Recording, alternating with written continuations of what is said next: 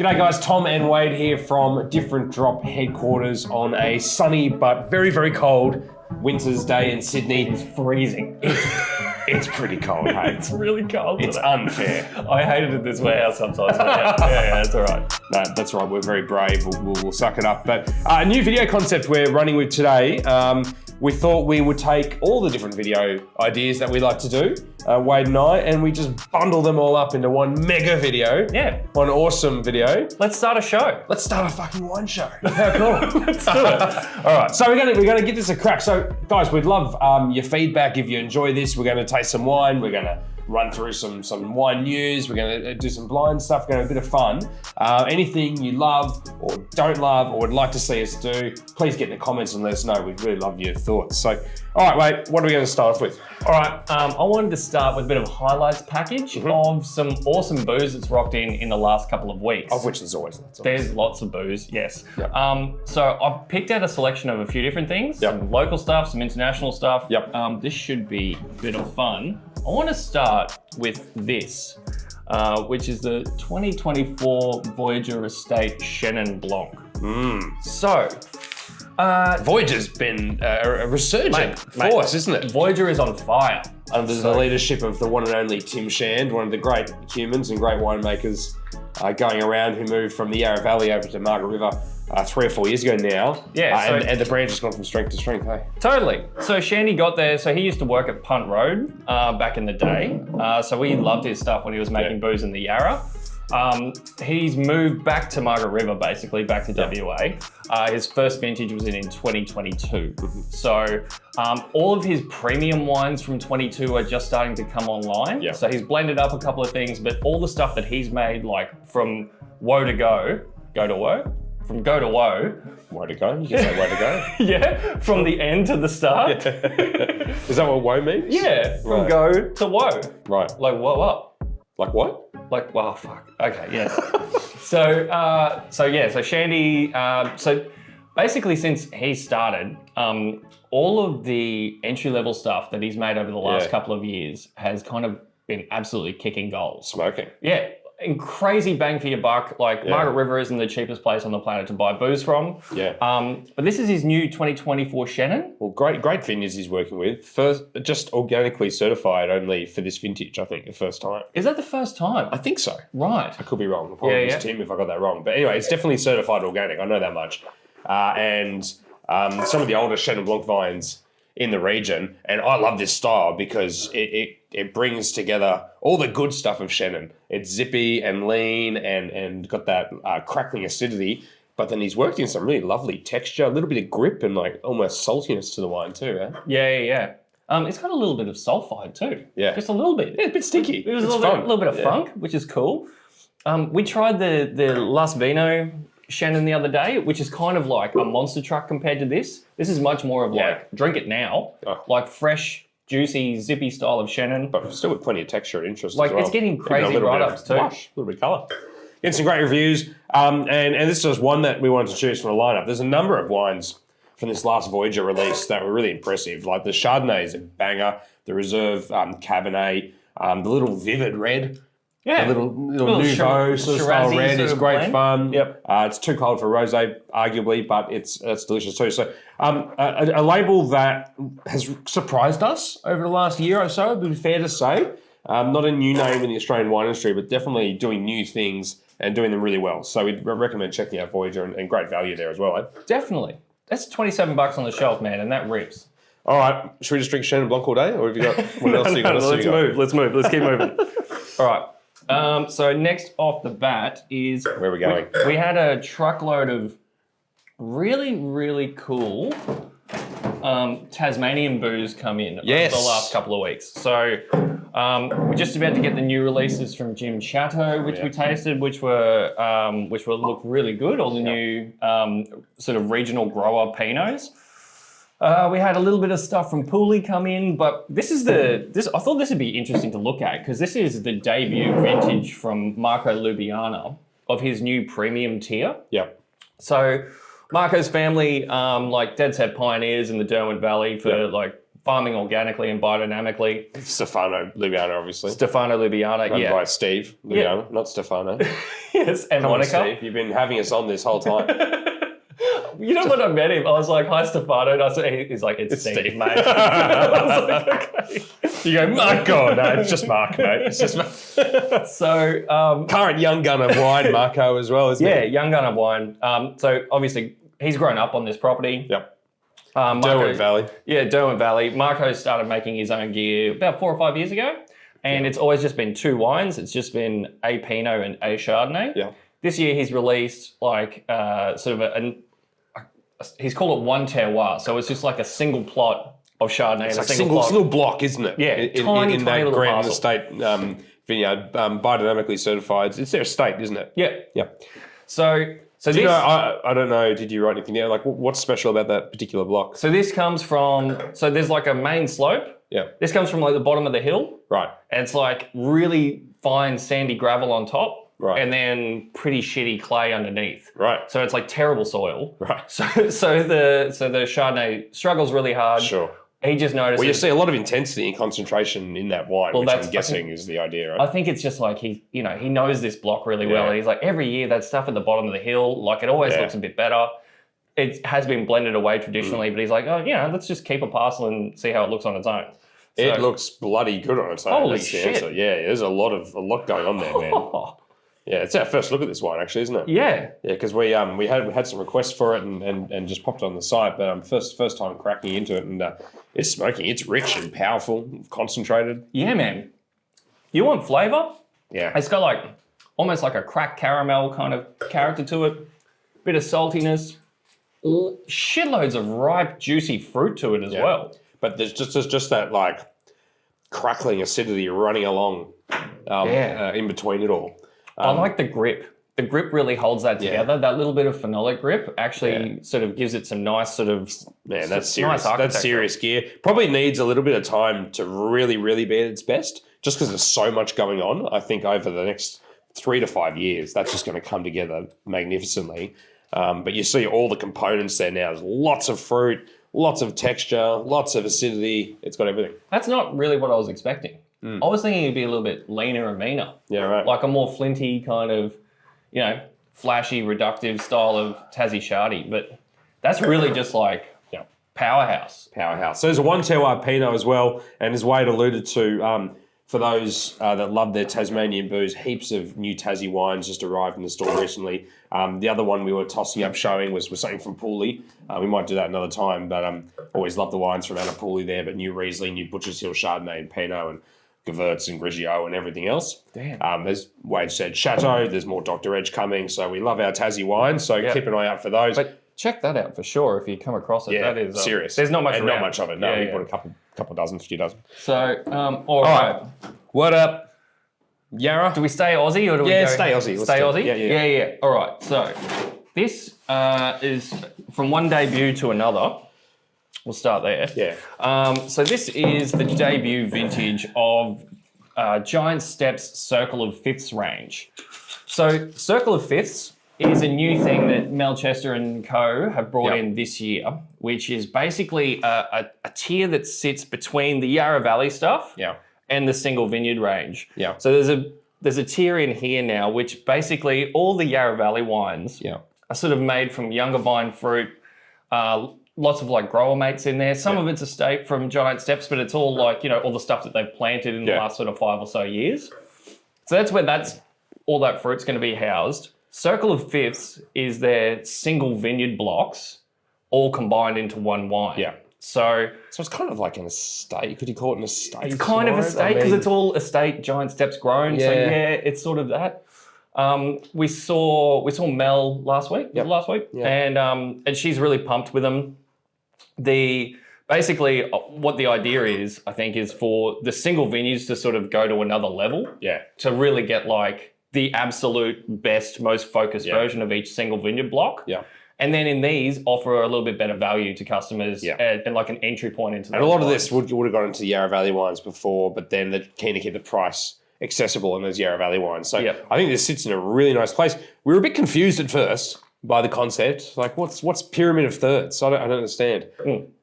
Pyramid of thirds. Fifths. Yeah, obviously. I'm making a joke, you dickhead. Come on, dude. Oh, okay, yeah. Circle of fifths, pyramid. Anyway, but octagon of eighths is just a wonderful concept, and it does make sense because there was a big gap between the Yarra. Straight over my head. There's a big love a geometry joke. That's my speed. There's a big gap between the Yarra valleys and the single vineyards, and they, as Wade said, keen to keep a single vineyard super premium. These make sense, and the wines are smoking. So, on the wines, it was interesting to taste them all with Mel the other day and do the full step up, go Yarra Valley, Circle of Fifths, single vineyard. Yeah. So we did the current Yarras, we did these two, and then we did Applejack Pinot and Sexton Chardonnay from 23. Yeah. And what you see is actually in the Chardonnay, it's a lot tighter and sort of finer and is really going to unwind a bit in the cellar. I think that's probably like a hallmark of 24 whites in the Yarra. Yeah. But compared to how the Yarra Valley one is drinking at the moment, this is like, if you want, focused, tense, like really nicely dialed in Chardonnay, this is what I want to drink. So this is different to the Marco Lubiana we just had. It's like the opposite end of the spectrum, basically. This is a lot leaner. Dare I? No, I won't say that. Way more white fruit. Basically, it's white stone fruit. It's got a little bit of flint to it. Yeah. And I this is really like my kind of ideal style of Yarra Chardonnay. Yeah. But then you look at the Sexton, and the Sexton is just out and out power. So these wines are basically built of kind of roughly around equal portions of each vineyard. Yeah. So it's around 20% of each 5 of the single vineyard blocks. Same for the Pinot, right? Same for the Pinot, yeah. So she doesn't even know exactly what the breakdown is. It makes a lot of sense. It's about the same across all of them. So then the Pinot. Obviously, the variations will come in just how much those vineyards yield. Because they vary in size a lot. Oh, and then the Pinot. So that's a little bit tighter and a little bit more sort of inwardly focused. The Pinot's got more power. It's flirty, isn't it? And it's definitely like riper and more in your face. And I like it's a delicious glass of wine. It's just got more tannin, more structure, a little bit more sort of base note than what the Yarra does. The Yarra is sort of that real. Well, we tried them next to each other, which was a good exercise because it'd be easy to go, oh, isn't this just the Yarra Valley wines? That's my impression of Wade.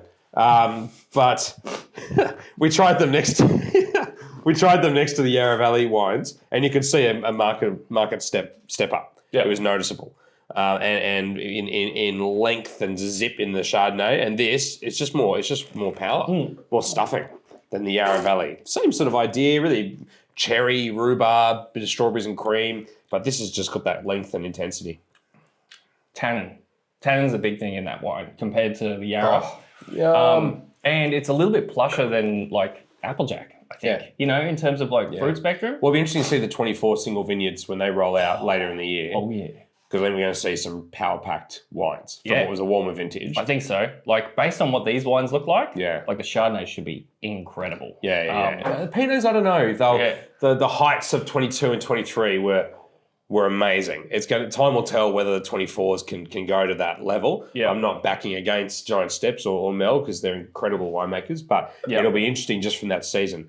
But this thing is a banger. Sick little duo though, and good addition to the range. Yep. Yeah, they need some more wines. They definitely need more wines.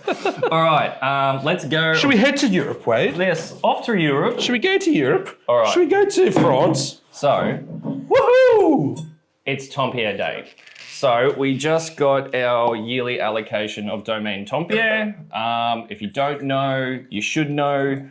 This is regularly recognised as one of the greatest rosé wines on the planet.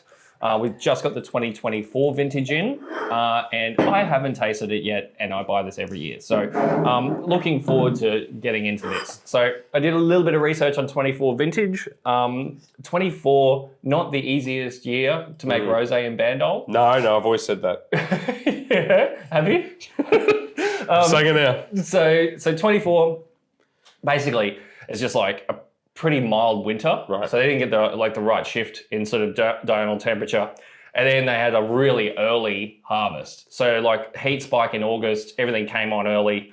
basically what everyone's saying is that like 24 bandoles will be something like really great early drinks and sort of 5 to 10 year cellaring wines. Right. It's not like a 20-year cellaring proposition, which is fine by me. Well, it's I'm rosé, going to isn't drink it? it in about 20 hours. For those that aren't French rosé aficionados, I mean, bandol compared to Provence, you know, you're looking at that structure and power and intensity that the wines can age for a long time.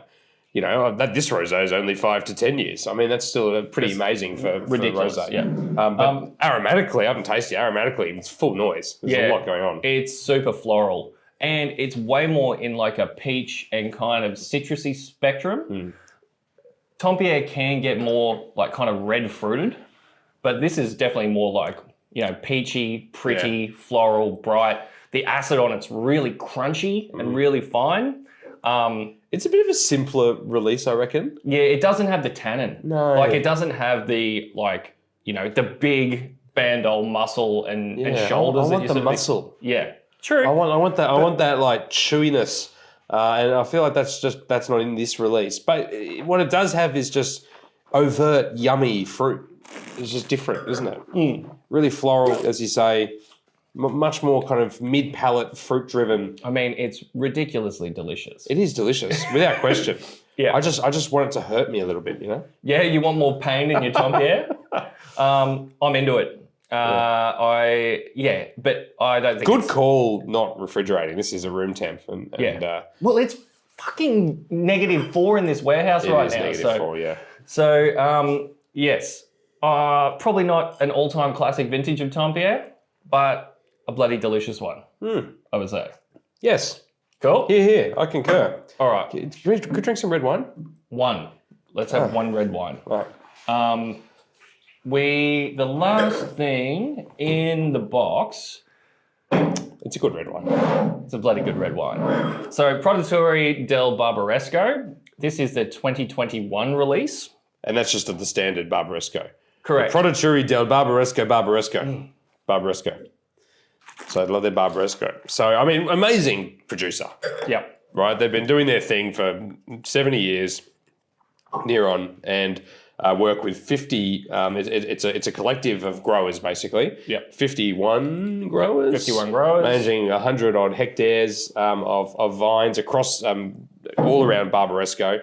And the wine's then made into this, and also in good years into their single vineyard cruise as well, from places like Asili, Montefico, Rio Sordo, like some of the great sites around Barbaresco.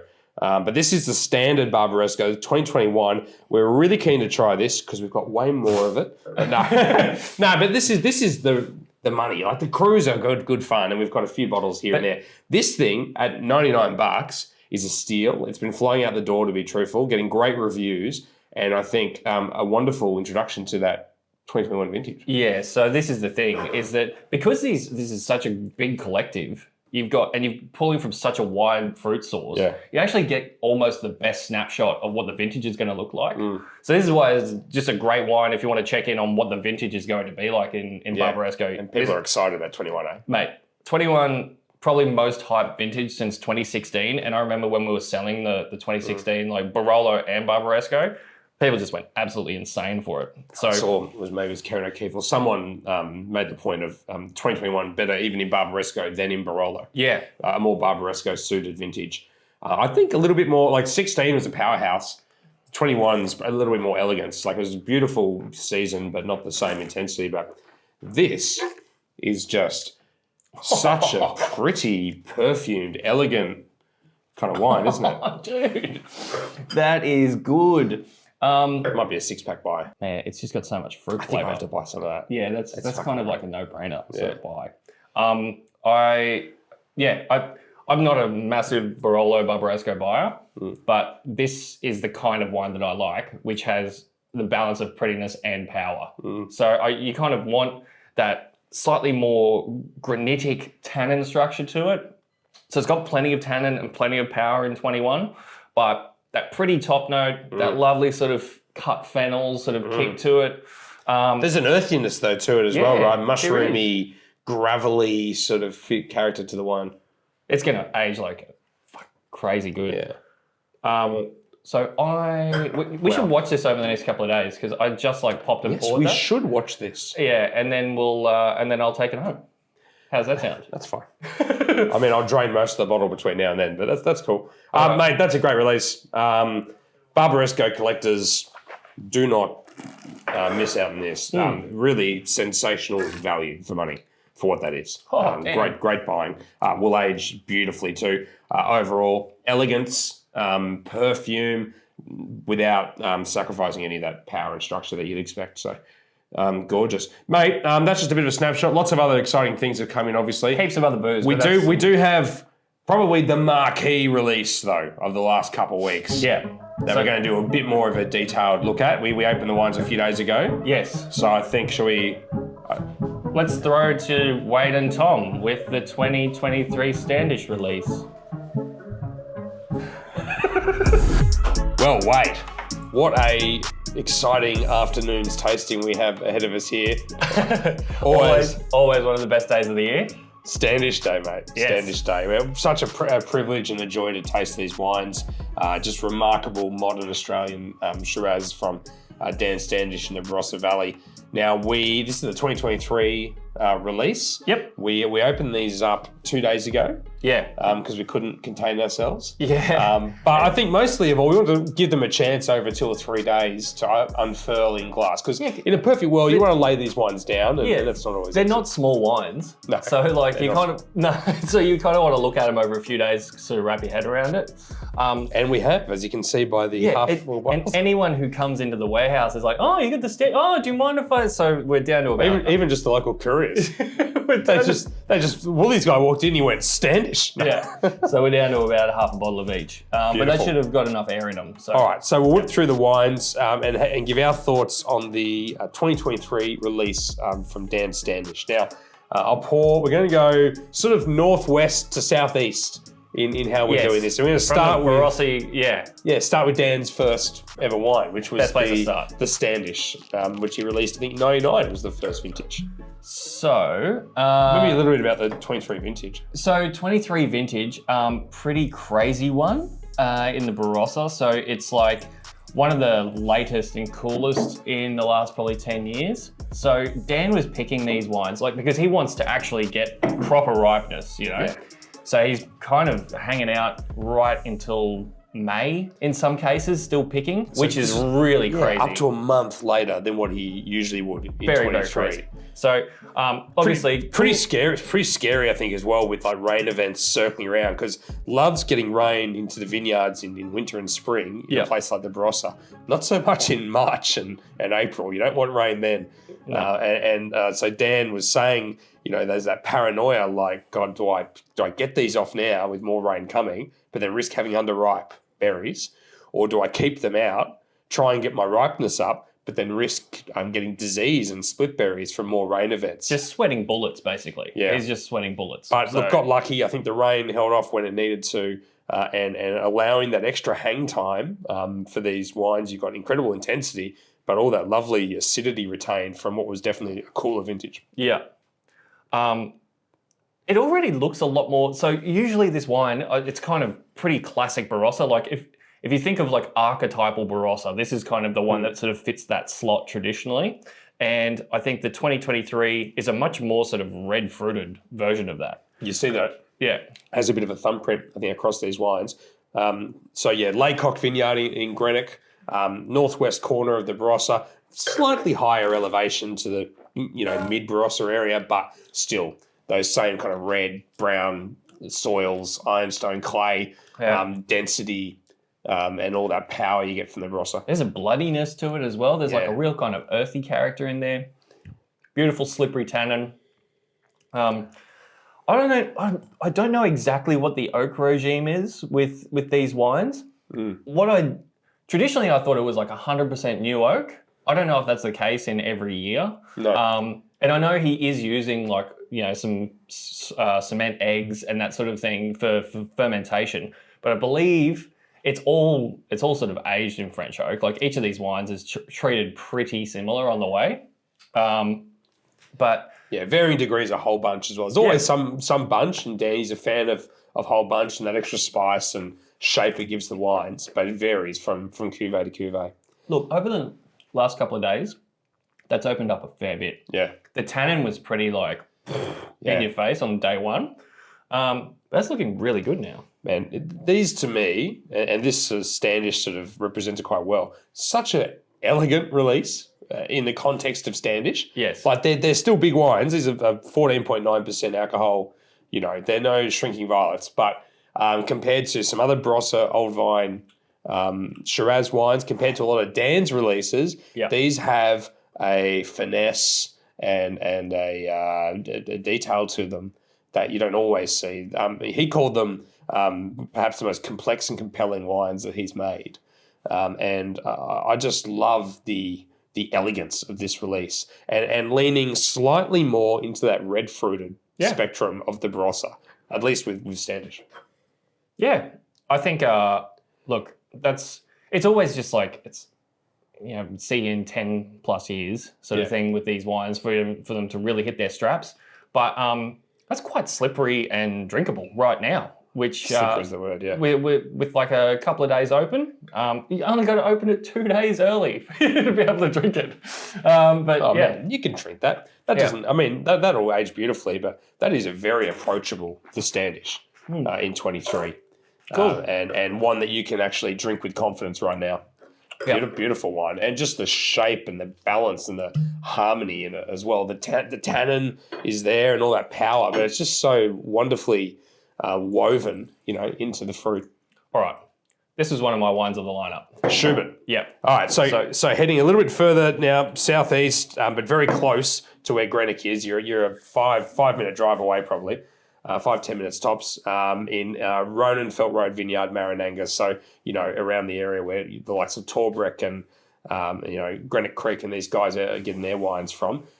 Similar soils to the Greenock, but there's usually an extra darkness and broodingness and muscularity to this wine. So inky black wine. Yep. This is go with the inky black label that you can't see. It looks like a black hole. Yeah. And the wine kind of drinks like a black hole. It is this is all blackberry, boot polish, mineral, beautiful exotic spice to it. It draws you in, doesn't it? Where this is quite open and flirty and just ready to go. This is it's like going into a black hole, isn't it?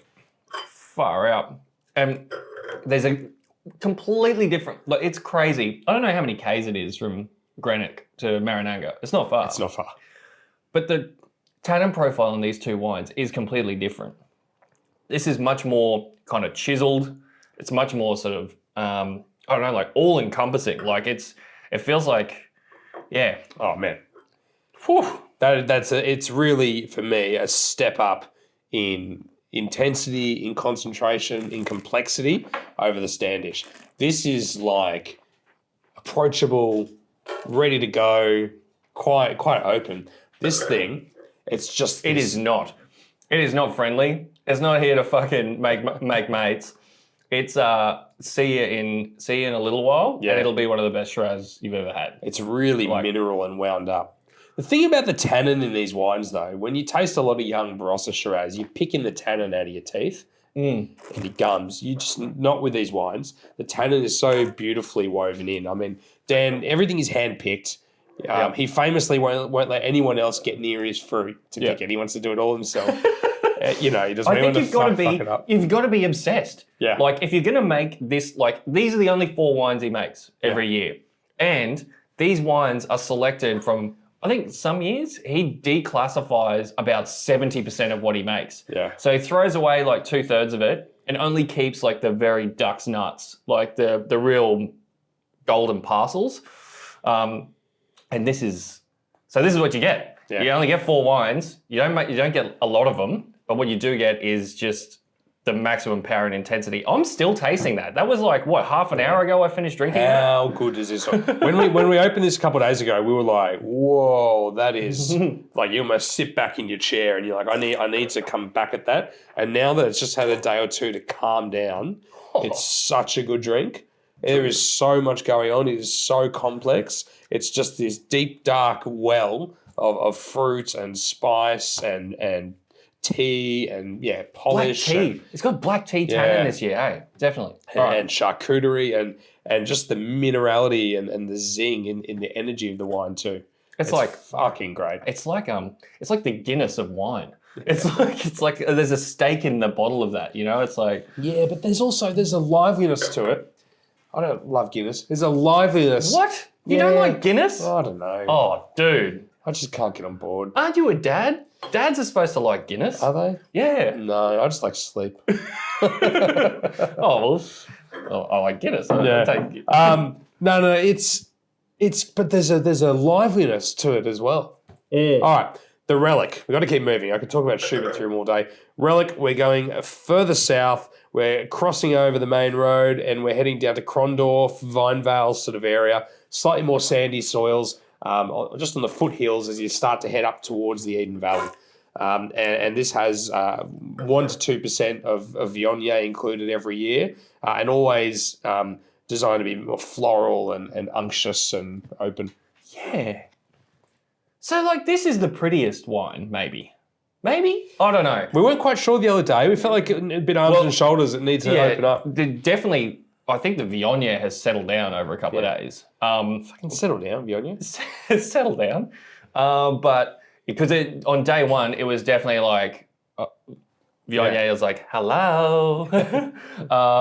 But today, I think it's really sort of beautifully integrated because you're still getting that slippery, glossy, glycerol-y kind of edge that just like that, even just 1 or 2% of Viognier can make. Yeah. Like it really, but it's beautiful. Like it's kind of like all red licorice today. Yeah. Like it's sort of more raspberry floral tones.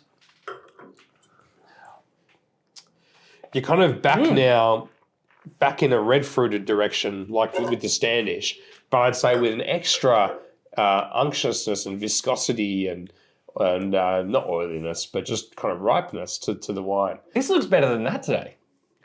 I think you prefer this to the Schubert. I think it looks more resolved and kind of like, this is when I want to be drunk. Like, I'm going to drink 2 of these tonight, and I would like that to be one of them. Yeah.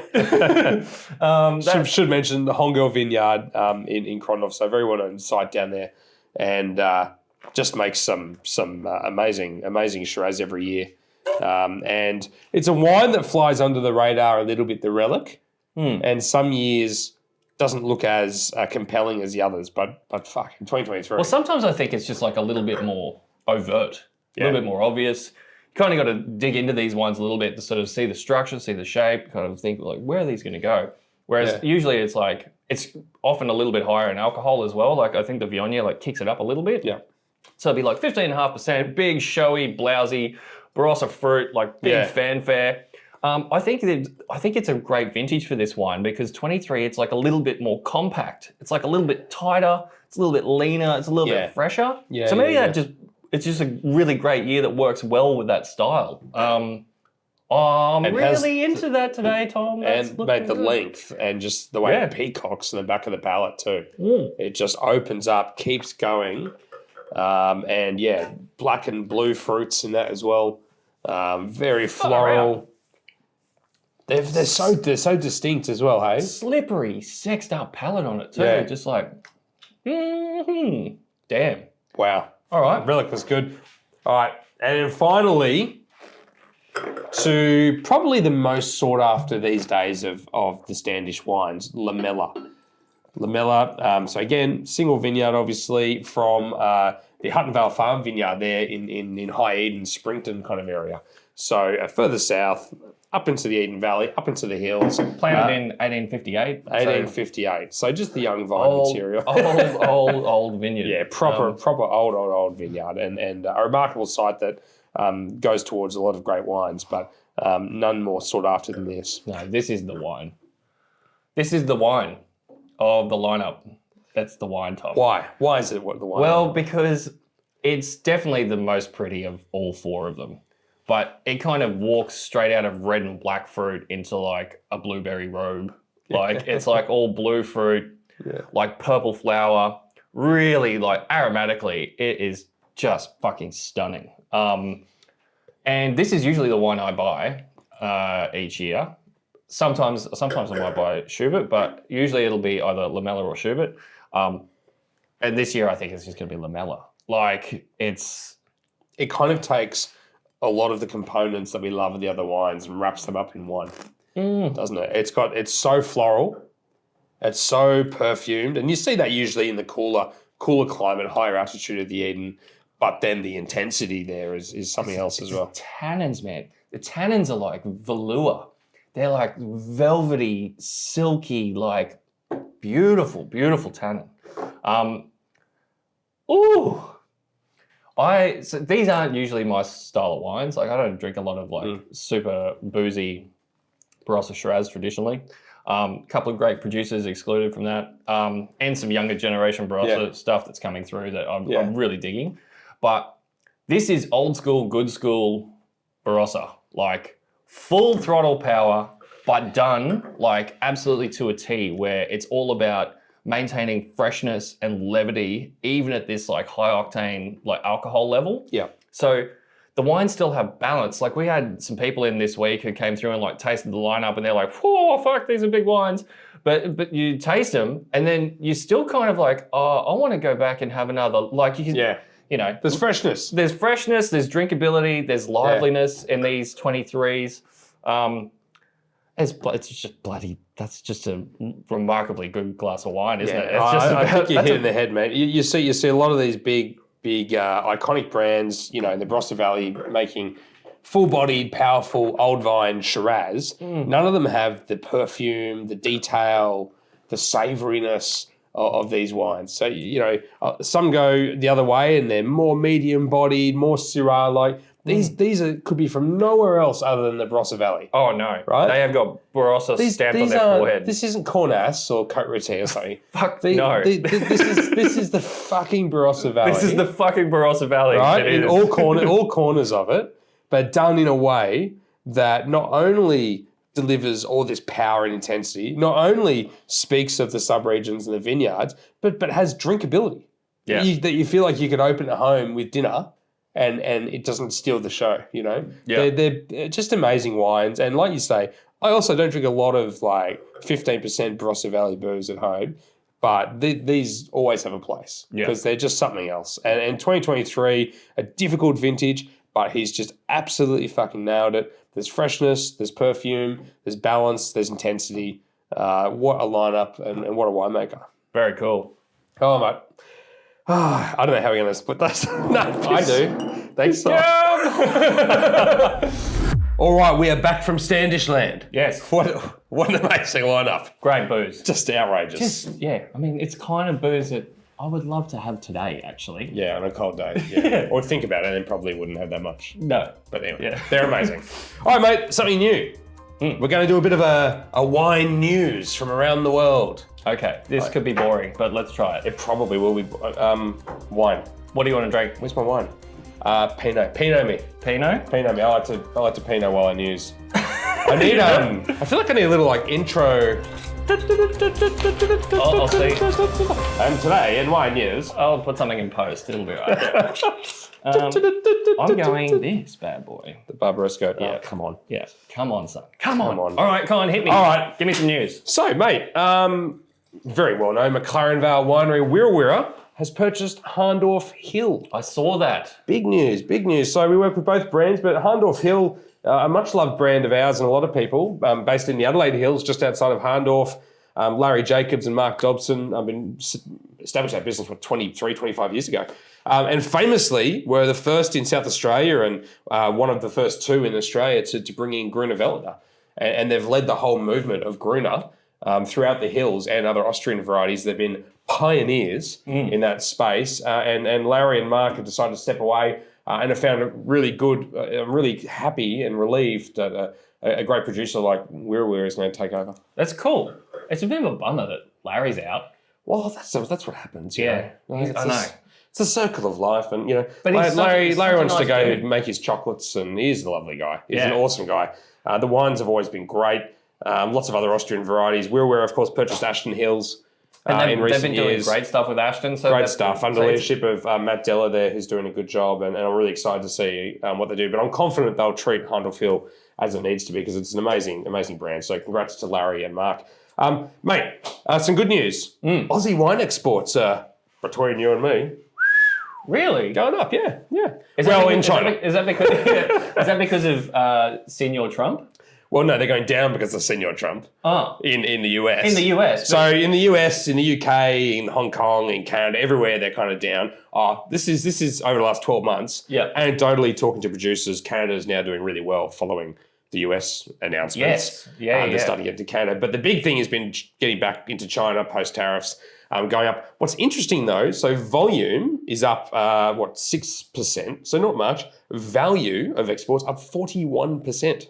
So they want better booze. They want better booze. So yeah, a little bit average more, 23 bucks a litre. So you're talking like not bargain shit that's going over there, but some more. 23, but what's that work out? 18 bucks a bottle or something, which like sounds, I don't know, but it sounds cheap. But I mean, in the context of the whole industry, right? That's some premium booze, value going up. So the rest of the world going in the other direction. But to China, that's some good news that things are rocking there. Great for like all the producers that were relying on. That's good, man. That is on the international scale. That's probably the first bit of good news on that. Yeah, on that end for a while. So Yeah, that's good. they need it. Mate, Vinicky. You heard of Vinicky? Vinarchy? No. Vinicky? No. Have you heard of Accolade Wines and Pernod Ricard? I have heard of those small little businesses. Yes, I have. Yeah, they're tiny. Yeah, just 1.5 billion wineries between them. They've merged. So Vinarchy is the new creation of Accolade and Pernod Ricard. They own, Jacobs Creek, Grant Burge, Petaluma, lots of other iconic, Hardy's, of course, lots of other great brands, Mudhouse, Stonia, all these sort of things, and Berry Estates, which is like the biggest winery in the Southern Hemisphere. Right. So it's a big deal, big merch. It's going to be really interesting to see how they consolidate things. It's going to have a ripple effect across the industry. Do we sell any of those? No, we don't. But it's news, Wayne. It's newsworthy. It definitely is newsworthy. I could say that like John, merged with Sarah over there and they got a thing, but that's not that interesting. It's like the benefit of Australian wine. It's like superpowers like coming together. And not just Australian, like international. They're a huge company. So anyway, that'll be interesting to watch. Vinarchy. Cool name too. All right, let's go overseas. Yep. I know you're a Cabernet lover. See, Bordeaux. Yeah. When I can afford it? Yeah, well, you might be able to afford it more because prices between you and me are going... Really? Yeah, so 2024 on Premier, looking like prices are going to be slashed for on Premier 2024, down as much as 30%. Interesting. Yeah. Is that because of like early vintage reports or is that just because of demand? I think it's demand supply. Really? Yeah, so land prices in Margaux and Pauillac are all down to 10-15% as well year on year. Really? Yeah, they're talking about the on Premier prices being back to where they were 10, 12 years ago. Should we buy a chateau and ship it here, brick by brick? That's a great idea. It sounds like the perfect time to do it. That's a fantastic idea. And while that's happening, guess what's happening in Burgundy? Yeah. Prices, land prices. I thought you were going to tell me I'm going to be able to start buying bargain Burgundy, which would be I'm lovely. not going to tell you that. Sorry, mate. No, that ain't happening. While we're in France, the cheeky Parisians have been busted. There's been an investigation by Les Parisiens into wine bars serving cheap swill as premium wines. Oh, like the Rudy thing of like recorking like fancy bottles? Yeah, just even filling like empty bottles. So there was a lengthy investigation and one local Parisian wine bar owner was quoted as saying, "I saw these American tourists arrive and I thought, here we go. Let's give them the Coteron." Do you think that means he wasn't stitching up the Aussies or is that specifically like... Oh, the Aussies definitely got stitched up. Everyone, yeah. I've been in Paris as if you give a shit what you're drinking. Yeah. All right, now, what do you know about wine from Bhutan? What do I know? Nothing. I know nothing. You're about to get an education. Okay. Because the Bhutanese, is it Bhutanese? But yeah, I'd say so. The Bhutanese? The Bhutanians? Bhutanese. No. The Bhutanese have released their first ever commercial wine, from the Bhutan Wine Company, known as the Himalayan. Cool. From the 2023 vintage. Any idea of the value? Oh, let's go. It's going to be like, it's going to land at it's going to be $200 on the shelf. You're pretty close, actually. $18,500. So Really? a 7.57 litre bottle. Yeah. They made 2 at auction. They sold 1, kept the other. The first wine's from Bhutan. So watch this space, collectors of high altitude wines. The wine, actually, it's like that'd be so cool. I would love to try that because it'd be almost like some of that. We could buy one. Wicked. It'd be like some of that wicked Patagonian like Pinot and Chardonnay that's like really high altitude, way out there on like a field really blend, rocky soil. A field blend or a mountain blend. Yep. Of a couple of varieties: Cabernet Franc, Cabernet Sauvignon, Grenache, Malbec, Merlot. It's a BDX blend. Pinot Noir, Sangiovese, Syrah, Tempier, Chardonnay, Chenin Blanc, Petit Mencing, Riesling, Sauvignon Blanc, Traminette, and Vidal. So just your cheeky little field It's just fucking fruit salad. Every grape. Fruit salad for $18,000 a bottle. Yep. So watch out for the 2024 released at differentdrop.com. Get in early for your first Bhutanese wines. That's cool. And finally, mate, bit of good news out of the UK. It's been decided in a study of over 500,000 Brits that white wine and champagne can help minimise your chance of cardiac arrest. Oh, we're screwed. Conclusive. So let's just ditch these, get some champers. Sounds good. Awesome. And that is your wine news. All right, now should we cut to our recent little interview with Mr. Peter Fraser? Bit of a trip to Yangarra. Yeah, because that was one of the other big releases in the last sort of week or two. Was all the 23, or mostly the 23 single vineyard wines from Yangarra. We had an epic day with Pete when we were down there. If you haven't checked out that video, there's a day at the Yangarra. We'll work out how to do the link thing, but I will include a couple of his thoughts on the 23s because if you like prettiness and finesse and like detail, particularly in the Grenache wines, it's a smoking vintage. It's an amazing vintage. The Kingswood Shiraz actually was like really pretty as well. It was sold out. Don't tell him. But it was the best vintage of Kingswood in ages. It was the best vintage in ages. You know what still is great? The Overtelly Grenache. But then Overtelly Grenache. We have like a tiny little bit of Hickenbotham as well. So the Clarendon vineyard. And the whites. The Overtelly Blanc is smoke show. That's amazing. So pretty vintage. And we had a lot of fun down there with Pete and touring the incredible vineyard as well. So anyway, here's a little clip of some of the highlights from the trip.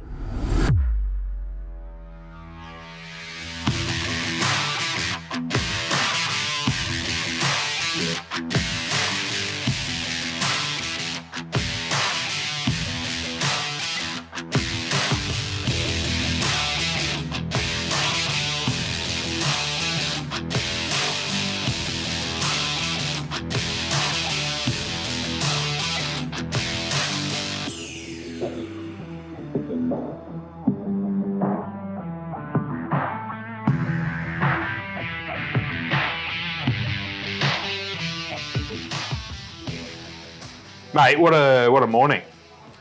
How good. It's a bit cooler, a bit nicer in here inside the store door though. I know, it's been a bit warm, a bit dry. But a good part is kind of when it's this dry, you can see the soil, you can really show itself. So I just thank you for not agreeing to see us yesterday as originally planned when it was like 38 degrees because I would have died in that vineyard. It would have been. Definitely wouldn't have been wearing pants. Wouldn't they? These are all the new 23s and 122 about to be released. Yep. Mate, this is smoking. It's really delicious and fresh and bright. Fresh, but it has like a glossiness to it as well and a lovely texture. 2023 for the for elegance lovers are just going to fall in love with 23s. They're so pretty and beautiful. Yeah. It was a very cold vintage, fair bit of rain, but very low crops. And we went in knowing that we were probably going to have a very cold, maybe wet vintage. Yeah. So we had done all the work in the canopy, leaf plucking and shoot thinning and fruit thinning. And we had a couple of really great windows to pick. And we went in hard and to avoid kind of those wet periods and just wines of real kind of poise and finesse. Absolutely wrapped with the 23s. Mate. This is akin to probably the 17 Overtelly. Don't know if you remember it. I've got it in my cellar at home. super fine, Yeah. super elegant. Overtelly Grenache. This is right along that kind of realm. Wait till you guys try this. Wait, this is... It's don't drink all of it. Nah, I'm sorry. super gorgeous, super fragrant. Lots of cherries though, still really quite intense, and that super grainy, gritty kind of tannin that those who've followed Overtelly for a long time have kind of got to love about it. 23 for me was one of the most kind of, when you line up everything in the vineyard and it works, you're like, hey, we got this. All right, we are back. We are getting towards the back end of the greatest wine show that ever was, never will be. And we're going to do a little wine of the week. Yes. Right? Each picked one wine, but we're going to do them blind. Yes. So I've picked a wine. Wade's picked a wine. These are wines that aren't necessarily new, but just exciting wines that we're keen to look at, and probably that we can stump each other. Something interesting, yes. The idea is to basically stump the other guy. Yeah, anyway, and taste some good wine. So, all right, Wade's got the first pick today because his is chilled. Mine's chilled. Yours is chilled. Look at the colour. There you go. All right. Right. So, our blind wine of the week. Righto. You've just Wade knows what this is. I do, and you've got. I don't know. Far out. So, little hint. You have tasted this. Well, I've tasted every wine that we sell, right? Yeah, well, but this is brand new. But you have tasted this. It's brand new and I've tasted it. Yes. It looks, firstly, a little bit oxidative, a little bit loose knit, a little bit in the natty sort of zone. Definitely the colour goes in that direction too. Huh. It's pretty bloody tasty. Yeah. Big mouthful of yummy golden fruit, isn't it? Yellow fruits. So, Quite tropical. so does the acid sort of tell you anything about this wine at all? I hadn't even thought about the acid. Well, think about the acid. You're giving me some clues. I like that. You're good to me. My very first thing I'm going to say is I think it's Aussie. I think there's just the brightness and fruitiness. It feels like it's made almost like a little bit old worldy. Like this reminds me of some sort of Southern Italian sort of whites. Yeah. In like something out of Etna or That's a or good parts shout. of Southern Italy. It could be like a Trebbiano or something like that. But just the fruit is just like so golden and Straya. Yeah. Hashtag Straya. Hashtag Straya. That's what Australian wine looks like. So, but you like it? I do. I don't know if I'd drink like a bottle, just because it's quite ripe. But there is good acid underneath it. I've got some thoughts. I'm going to go with the method of deduction. I'm going to rule some things out. Yeah. I don't believe it's Chardonnay. Yep. And that's like 90% of our white wines. I don't believe it's Riesling. Okay. It doesn't look in Riesling zone for me. I don't believe it's Sauvignon Blanc. I don't believe it's Pinot Gris. It's definitely not Pinot Gris. So I'm living now in a sort of Chenin Blanc territory. It's got that kind of apple-y, cidery sort of character to it. That's a good shout. Apple cider. Yeah. That's kind of, yeah. So by process of deduction, I'm Chenin Blanc, one of the varieties. It's not Gruner. It could be like an Inzolia, like a couple of these McLaren Vale, kind of Langhorne Creeky, Riverland. It's got that sort of vibe. That's interesting. Heathkit. What have we bought recently from there? I don't know that we've bought something recently. It could be a Sem. It doesn't look. It's not. If it's Semillon, it's not classic Hunter Sem. It looks almost more like Barossa Valley Sem. Like it's just rich and quite powerful. It could be like a more oxy style of Chenin Blanc. Of Semillon.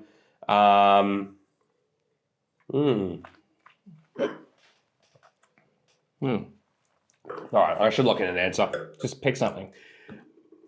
I'm tempted. Oh, it could be Semillon.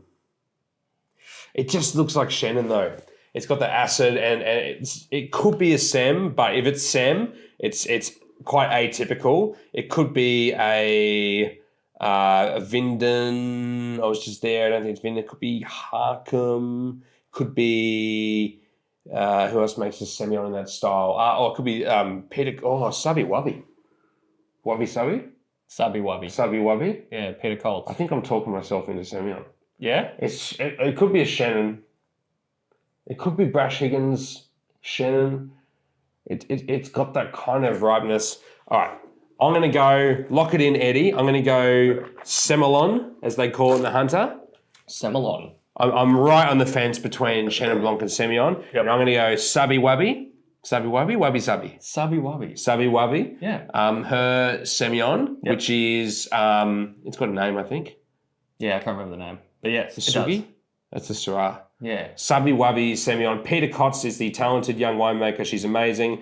And I think that's... Lock it in, Eddie. Lock it in, Eddie. Semillon. What about... Well, you've done very well, but you're wrong. Of course I am. Oh, that's pretty freaking Very, good. very, very good shot at it. So it is the 2023, 2023 Aziz's Semillon from Harkham. So Richie Harkham, Hunter Valley's OG natural winemaker. Yeah. What a man. What a fella.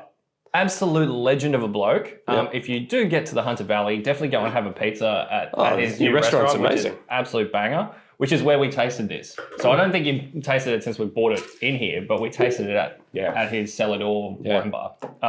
Gosh, that was close. It's cool, isn't it? Oh. Like, I thought he's never going to pick this because the oak on it as well. Yeah. Because the barrel ferment, but It was just this little, the acid, but just this little lemon butter thing that came in. Yeah. That reminded me a little bit almost of some aged Hunter Sam. That's what put me over the line. it's got like a butter mentholy sort of character to it.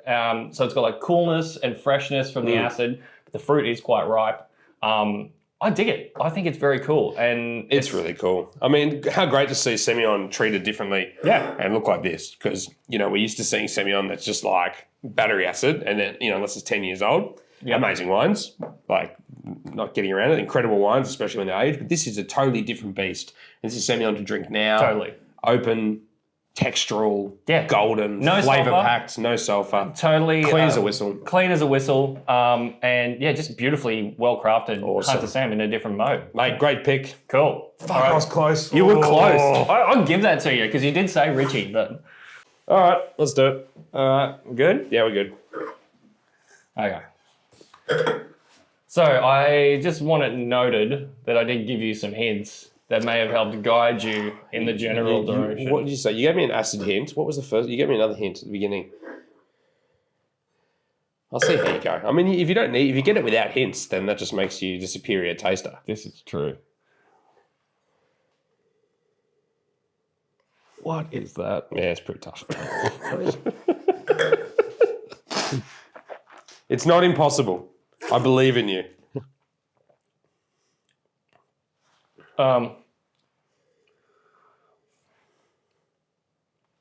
Okay. I have absolutely no idea what that is. It's a tough one. That's really tough. All right. Okay. So let's break Just it down. start looking. Yeah, start looking for things. So recognize. first, straight off the bat, on the nose, it's a little bit mulchy. It's got a little bit, I see red fruit. My first impulse was Bordeaux family, but Never trust your impulses. but it doesn't really look like that. But I don't actually know. Okay, so it's not Pinot. So let's go through things it's not. It doesn't look like Pinot because the fruit is too dark, and the body weight doesn't really match.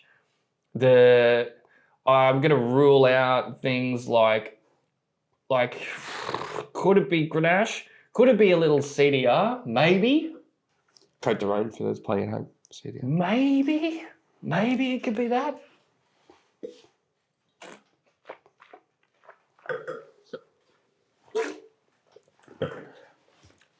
Do you like the one?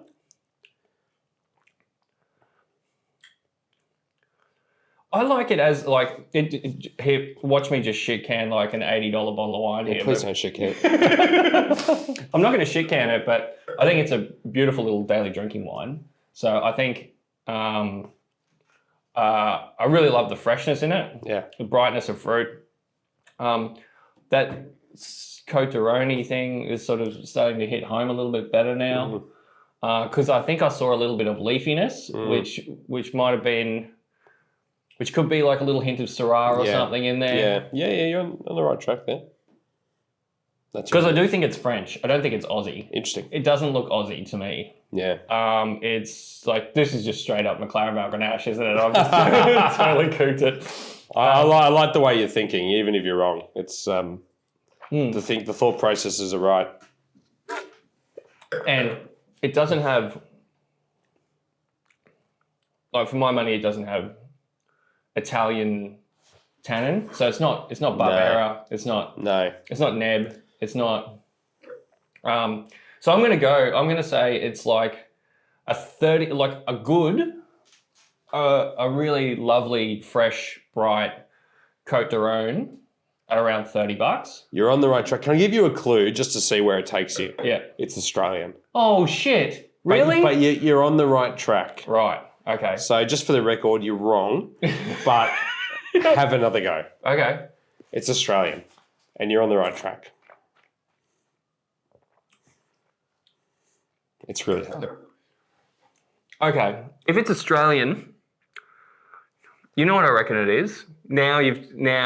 Okay. Is it Shiraz Pinot? Which is the thing that it could be, which is why I was like, what? And if you throw me a blend, that is diabolical. It's just fucking cruel. But if it's Shiraz Pinot, I can confirm it's a blend. yeah, it's a blend. I reckon that's okay. So is that Nick Spencer's little light dry red thing? Interesting guess. Interesting. So that could be that. No, it's not. It's not that. It's it is a blend of more than two varieties. More than two varieties.